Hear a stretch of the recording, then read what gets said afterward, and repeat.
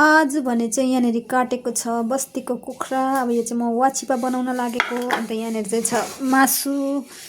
बाबाले चाहिँ काटिदिनु भयो, अन्त मैले चाहिँ पिस बनाएँ। तर बाबा र आमाले चाहिँ खानु हुँदैन, अन्त चाहिँ हामी खाने स्पेसल्ली चाहिँ मेरै लागि राखिदिइराखेको छ। मैले छु म यहाँनिर।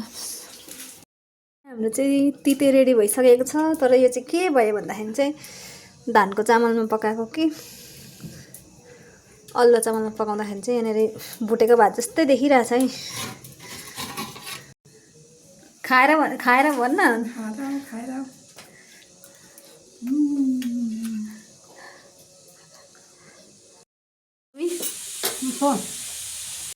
मिठो भएछ? मिठो छ? कस्तो भएछ?